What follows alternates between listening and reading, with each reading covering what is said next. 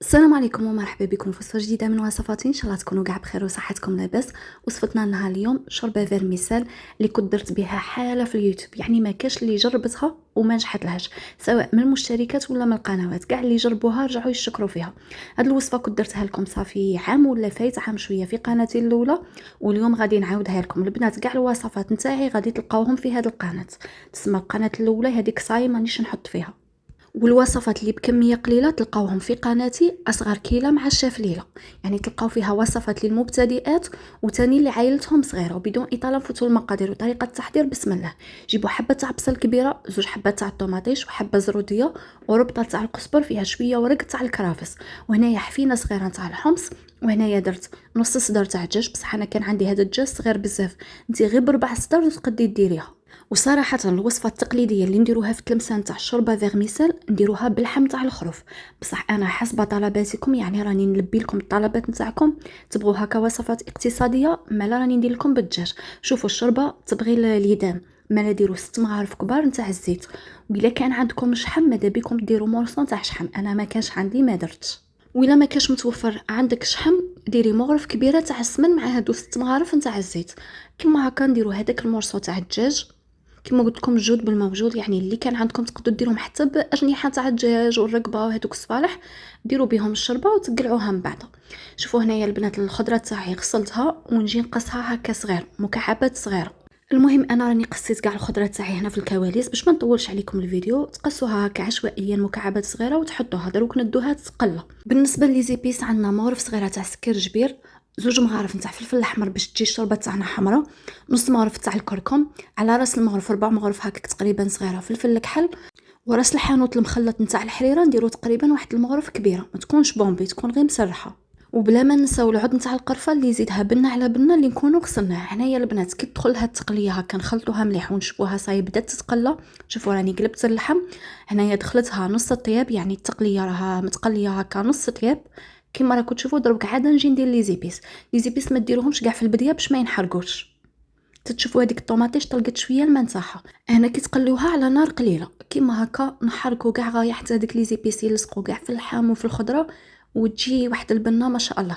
شوفوا البنات كي راني نقلي فيها ديجا راها طالقه ريحه رمضان في الدار، واحد الريحه تهبل. كيما هكا قلوها كاع غايه على نار قليله، وفي هذا الوقت راني مسخنه الماء تاعي في البقلاج، تمرقوها بالماء الحامي لخاطر الماكله تاعكم لا بغيتوها تجيكم بنينه. كاين اللي يقلي الماكله وكاع، بصح كي يجي يمرقها بالبارد تسمى شغل كاع ما قليتش. هنايا نزيدو مغرف صغيره تاع الملح ومغرف كبيره تاع الطوماطيش، ما تكونش بومبي بزاف باش ما تجيكم الشوربه تاعكم حامضه. ونجي هنايا كي حطينا هذيك الطوماطيش نحطوه تقريبا غير واحد نص كاس، غير باش نحلوها وتزيد تقلى مليح. كيما هكا حليتها في هذاك نص كاس تاع الماء وخلطت كل شيء غايه مع هذيك لي زيبيس، راها تقلت لنا غايه. دروك في هذه المرحله نجو نمرقو كيما قلت لكم بالسخون. روحوا هنايا فوق هذاك القزبر والكرافس وكبوا فوقها باش يطلق الريحه، يزيد يطلق الريحه ما شاء الله.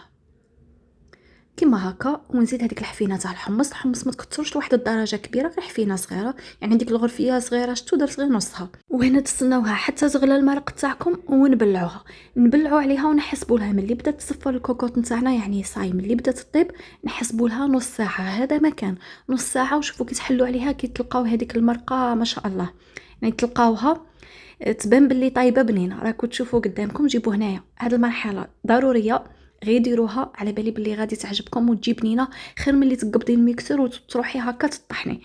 شوفوا صفيوها هكا في القدره والكسكاس، قلعوا هذاك القزبر، قلعوا هذاك اللحم وهذاك العود نتاع القرفه والحمص تاني ما نطحنوش الحمص هكا غير بالحبات لقطوهم كاع وديروهم في جهه. وتجيبوا هذيك الخضره تاعكم غير هكا تمرسوها، غير تكرفسوها، هذا مكان. تبغي تطحنيها بالرحات اليدويه تاع بكري لكن الاختيار.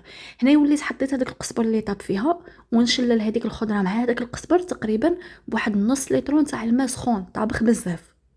شوفوا بهذه الطريقه صراحه تجي كيما تاع العرس وتجي بنينه على هذيك تاع الميكسر، يعني جربوا وحكموا. انايا داك الحمص اللي كنت قلعته من المرقه ونعاود نكب هذيك المرقه اللي صفيناها في الكسكاس فيها، قلعوا كيما هكا واحد ربع غرفيه ولا نص. غادي نديرو فيها واحد الخلطه اللي تخلي الشوربه تاعكم بنينه بالسيف عليها. نرد هذيك الكيكوطه فوق النار وهنايا نجي ندير هاد الخلطه. شوفوا في هاد المرقه اللي خليناها نديرو نص مغرف نتاع الكرويه 4 مغرفة تاع راس الحانوت، ما نكتروش خضر، درنا في الاول ونديرو 5 دويرات حب تاع الكبابه. ماذا بكم ما تكونش مطحونه باش ما تكحل لكمش المرقه، تكون حب. واحد جامبو تاع الدجاج. اللي ما يبغيش يطيب بالجامبو نقول لك زيد غير شويه ملح وصاي. على بالي كاين اللي يقول لك جامبو مدير بالصحه وكاع، بصح صراحه يزيدها بنه على بنه. المهم لكم الاختيار، اللي ما يبغيش يطيب به ما يطيبش به.